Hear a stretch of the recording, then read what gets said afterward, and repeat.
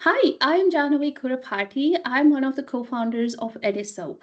At Ediso, we're building a learning platform where AI creates structured learning paths and experienced professionals step in at high impact moments to guide learners when they're stuck or need a real conversation.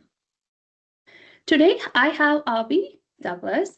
Oby spent over 30 years across global companies like Xerox, Kimberly-Clark, and so on. And she'll be the first one to tell you that she started out as a shy person who had to figure it out. And today, she helps early and mid career professionals find their voice and show up as their best selves at work. So, Avi, thank you so much for being here. And I would love to start hearing it from your own words because you've had this journey across some of the biggest companies in the world. So, what was navigating all that like so early? Thank you very much. And again, I appreciate you inviting me to have this time with you. Yeah, it's definitely wasn't an easy journey, I would say. And starting out with the fact that I had come over from where I was predominantly raised in Nigeria, in West Africa, by my Nigerian father and my mother, who is from the US. So after finishing high school, which at the time, you finish high school in the area that I was quite early. So I actually left Nigeria to come to the US at 15 and immediately immersed into not just starting college, but also working. So I had to work and go to school. I think that was pretty much the start of me also realizing a lot of the challenges that I had. And that ties back into being shy because I noticed how I was presenting myself in college, um, but not really recognizing that this was something I needed to work on.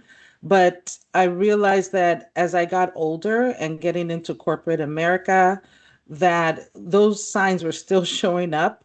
And I called it challenges because I feel it made me curb going into certain areas because of the fears, right? And looking at opportunities from a more expansive side, I would just limit myself. And that wasn't good. And the trajectory was a lot of people don't feel comfortable with sales. And I looked at the opportunity of being in sales because someone invited me in to give me a job. And that was my real first corporate job at Xerox. And I will tell you, it was intense because they sent you through serious sales training. And I'll be honest with you, like when I got into those sessions, I was petrified. There wasn't the one of the times that we were sent to. There's this place called the Xerox Academy. I don't think it's still there now, but it was very well known. They actually used to have training sessions for some of the staff for the U.S. government, and so Xerox owned the academy. So we had they had their own training campus. Best thing for everybody that went through that. It was well renowned back then, but it was intense because they actually recorded us in front of others. And you can imagine if you're shy and you're having to go through like a sales script or you're doing like role plays, which was a lot of it. I was nervous. But you know what? When after that whole transition, I realized that I had to do something about it if I was going to continue to grow. So, kind of back to your question is navigating through all the challenges taught me something in life. And it's not just relatable to the professional, but also to personal. And that is you have to face your fears. And when I realized that sales is a very important component in no matter the type of work you do, whether you're working for someone in a corporate setting, whether you're starting your own business, or whether you're just doing consulting, regardless of the industry and the role you play, you have to have some aspect of sales, whether it's soft skills, right? So where I'm at now, my journey in launching Graceful and Gray, when I first had a conversation with you, is it's really all about what I had gone through and finding a way to be able to help others. And so my immediate focus tends to be right now on the higher ed and early to mid career. So I hope that answers your question. Oh, yeah, yeah. And I think so many people can relate to that feeling of being in these important and spotlight situations like Yes. sales or presentation. So, and now you work with so many people in these different stages of life, whether they're college students or early career, Hmm. and different stages of their careers. Now, what are some of the things that people struggle with? Very good question. I'm glad you answered that. You asked that, excuse me. So I will share that it's even starting from high school, right? There are certain skills that because so the other part that I want to kind of entwine is my husband and I have 5 children. And so our youngest one is 15 and our oldest is in early 30s. So we have different generations in within us in our raising of our children that has also enabled me to see where does it begin.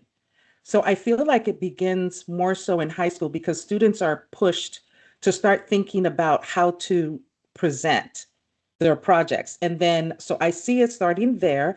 I see it once they get to college. I see it once they start their job. And then I see it mid-level career. I see it even all the way to VPs and CEOs, right? So it is presenting itself in all areas. What I do find is working in corporate for so long, there are individuals that are very talented in the skills that they have, but they start to limit themselves, which is what I went through when it's time to be put in front of something. It could be a project that they're asked to lead. And rather than stepping into that role, they shy back.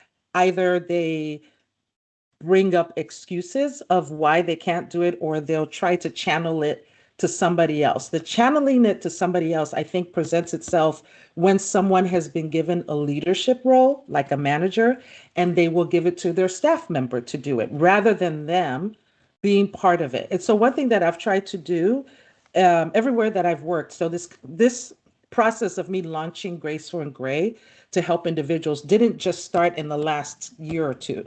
It started from when I realized in the workplace that these were the things that I was struggling with. And I started to, in a sense, coach people, mentor people that were either at the same level as I was, because I was comfortable to do that, or who were coming in behind me. And so I felt that it was important to sometimes you have to handhold people, right? And right now I do have a team that works under me, and I try to encourage people more so than tell them what to do. And I feel that leadership is all about doing the work with your team, right? And encouraging them, mentoring them, and having conversations where it might not also be so comfortable, but it's in an effort to help raise that individual up. So I think that people tend to just practice an avoidance when they know they're struggling with these skills rather than facing them, but sometimes you need somebody to help you. In general, a lot of people tend to compartmentalize you, categorize you that, Yep. okay, so you've got to be super aggressive, or you have to Mm-hmm. talk a lot if you want to fit in sales, or um, be in product management, or some of those business areas. And if you're a quieter person, now you can be behind the scenes. And so it's also very confusing, I can imagine, for early career professionals or Yes. college Mm-hmm. students, right? Or anyone, even a teenager trying to think about their next steps. So Mm-hmm. hear hear what you say about this. Like, um how do you think of that? Like, how do you stay authentic, but again, figure out what you want to do, and as well as develop those important skills, like those soft skills or the ability to be yourself and listen. There are so many things that we can go on this list, but Yeah, of course. it's important for you and what you should develop. Yeah. So, and I'm glad you kind of laid it out that way because that is the foundation of Graceful and Gray. And what I'm doing is to help people be confident. If you look at my website, my mission and my goals, you'll see the word to build confidence and relationships, learn how to build professional relationships because in order for you, regardless of how your personality is, and my father was a civil engineer by nature, but he was an introvert, right? He also ran his own business. So you have someone that is an introvert that had a business that still had to get contracts. So you wonder with his personality, people would categorize it as like, oh, he's probably going to struggle in getting contracts because you need that aspect of sales. But I watched him use the relationship building and being authentic in describing what his goals were when he was with clients. And I saw him talk to clients here and there as I was growing up. And one thing I pulled from him was, first of all, not everybody is going to be your customer. And I think in the culture here in the US is that it's a go, go, go, get everybody right. And so you almost feel bad if you feel like I can't get this one client, right? Because maybe I didn't do it right. I didn't say the right things, like, and we beat ourselves up. So I decided like there's some customers that I'm going to get, and there's some that I'm not. But what I am going to do is be authentic when I walk in the room and know my product line. So if you start a business, and I think this also applies to a lot of entrepreneurs that are younger and are making a lot of money, starting and running businesses, but they're struggling with maintaining the client because the relationship part in building is critical. And one of the ways that you have to build relationships is to be confident. Confident means knowing your brand, knowing what you offer and believing in it. And that's why sometimes if you get, regardless of your stage in your career, if you get into a business primarily just for the revenue and your heart isn't, it shows, it's very transparent. You may do well for a little bit, but I guarantee you, you're going to get to a point where either you just feel unfulfilled or your customers don't feel that connection with you after they've made a purchase, right? So I think that being authentic in what you're doing, what you're pursuing, and putting the revenue part, it will come, but you need to pursue what you know because that shows when you're in front of your prospective customers. And that's what I kind of, part of my workshop is, as you see it, I'm calling it leadership even though it's higher ed or early to mid career, because leadership skills doesn't mean I have a team and I'm managing people.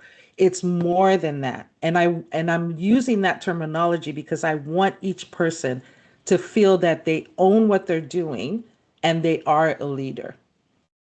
When it comes to early career college Yes, students or somebody who's not a manager, we don't really think about leadership. We think about, correct. I mean, because you think you associate leadership with managing a team or Mm-hmm, your VP mm-hmm. or something. So I want to focus on that segment of individuals who don't have a team and who need to develop that. And can you talk about the times when people miss out these individuals missing out on opportunities because of not having those leadership skills?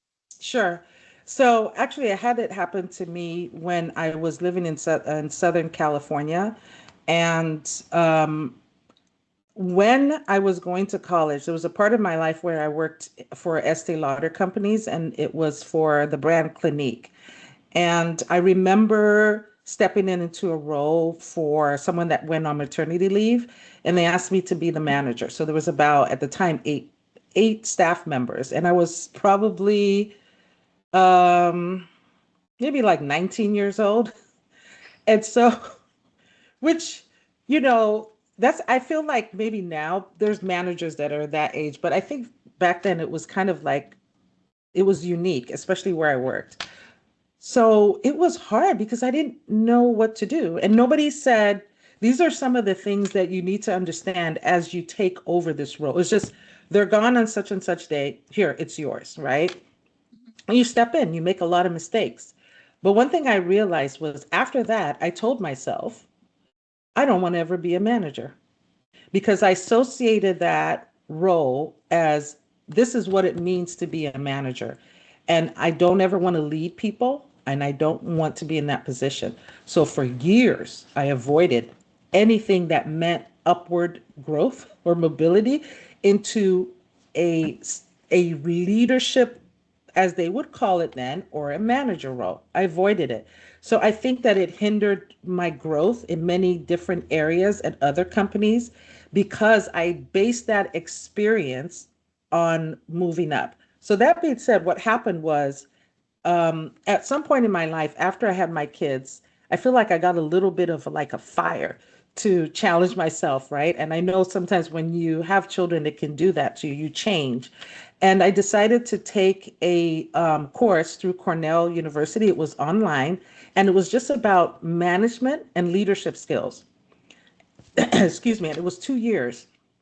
And can I tell you that over those 2 years, I learned so much, not just about myself, but just about the word leadership. And it was then that I made a pivotal point to change my perception.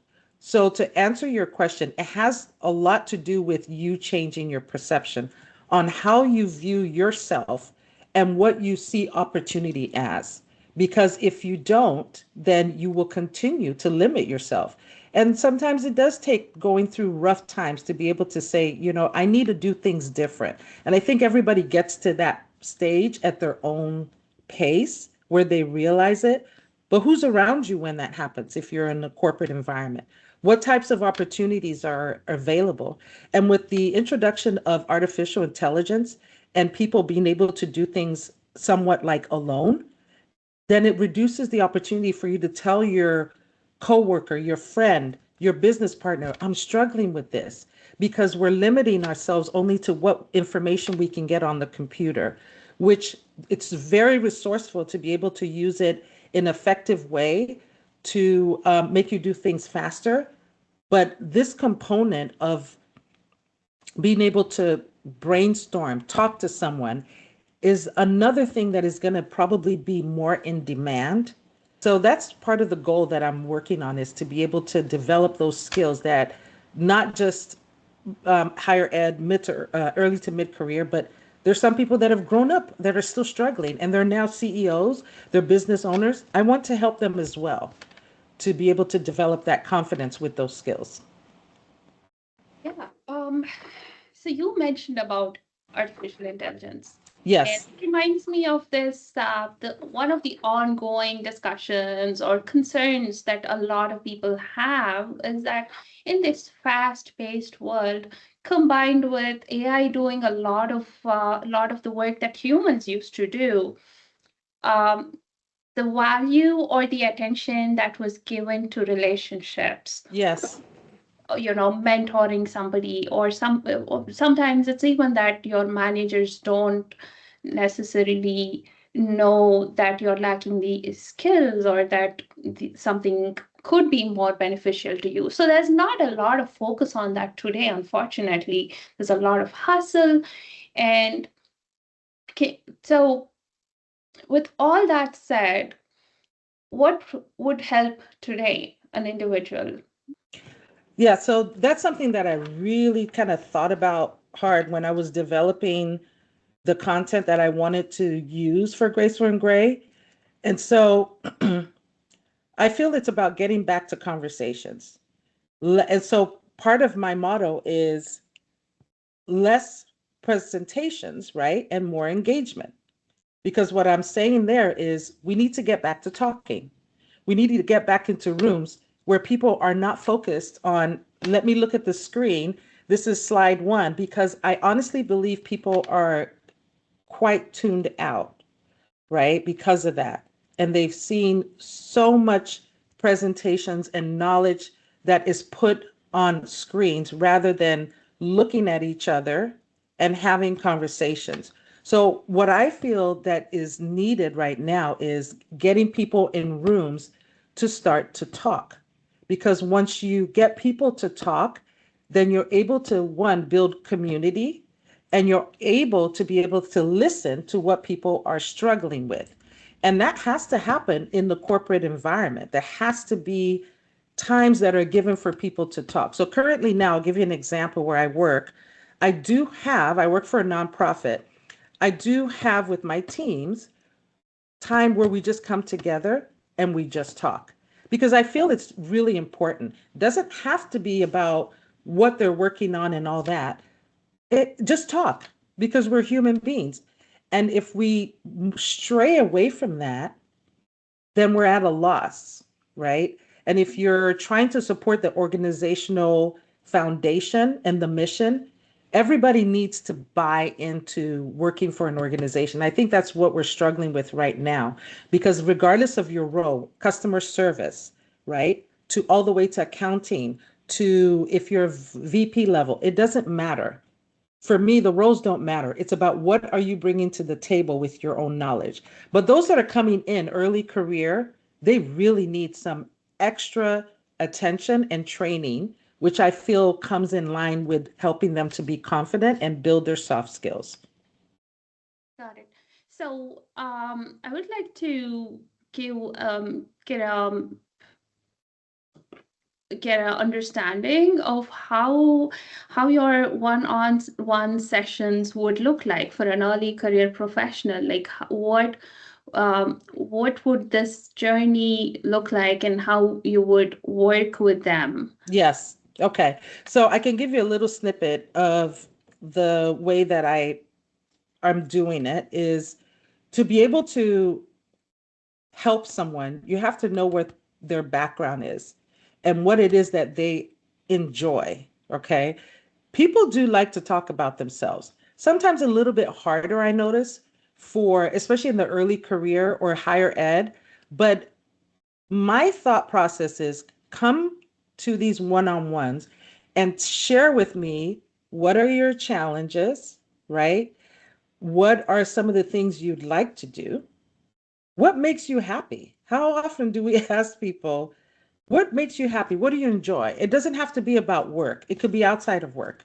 Because you Mhm. have to realize that a lot of things that tie people to their way they work is tied to what makes them happy or what does not make them happy. And so it's more about understanding the individual, which is where that listening part comes in. You can't get a lot of that information from someone if they're in a very large group because people will shy away. They feel embarrassed sometimes. They feel like other people will judge. So that's why my goal is having them in small groups because I also want other people that might be like minded that can hear, oh, wow, I'm not the only one going through this or feeling this other person is feeling the same way. So it's about listening and finding out about the individual, which when it comes to discernment, I feel like it's sort of like a gift that I've been blessed with is to be able to sit with someone and just kind of feel like their energy and understand like there's something going on here and be able to help pull that out. Yeah, I could talk about this all day, and I have like a lot more questions, but I want to Yes. make sure we leave everyone here with something that they can actually use in the next couple of weeks as they start their journey and get better at what they're doing. So for Yes. someone watching this and who feels invisible at work, what are some things that they can start doing this week or this month? Yeah, so I think that we need to all, it doesn't matter who you are, is we need to make time to write down our goals, right? What is it that I would like to do that would make me happy? And I also mention that because even with my older daughters, which I told you that one of them is actually going to be 30 this year, the other one is already 30. And then we have an older son. This is a question that I've asked them not just once. Sometimes I go back to it and we talk about it is where do you see yourself doing something that makes you happy, right? Doesn't Mhm. matter. Like if there was nothing that was hindering you, what would it look like? And I find that even though sometimes the answer might be different, it's still along the same trajectory of this is what I would love to do if money was not an issue. And I think that we have to each ask ourselves that and be very truthful with what it looks like. The other thing I'd like to say is don't limit yourself. So think about things in a way that you're not saying like I don't think this is possible. Think about it as being possible because being positive and thinking in a mindset of I can do this is very important because if you don't have that mindset, it can be hard for you to see yourself getting to that perspective place. So then you stay in a rut. So I always like to have people sit with those questions and then come and then we can discuss it because I think it's very critical. It's also important for me to understand what they're struggling with, what their limitations are. Yeah, at Ediso, we're building this learning platform where the experts get context about a learner Correct. so Yes. that could help with some of that clarity, that initial thought process for a learner before they meet with an expert. Yes. And I really appreciate you taking the time to speaking with us today because this was very, very valuable and it is so real. I think these are some of the points that are often forgotten about building Yes, you're those correct. relationships and how they're so important when we're in this rush to develop those other skills like technical skills. So, Mm-hmm. Mm-hmm. so thank you so much, Avi. Thank you. And thank you everyone for watching. If this resonated with you, come find us at Ediso. We're building a space where AI creates structured learning paths, and we have right experts step in at the moments that matter most. Thank you. Thank you.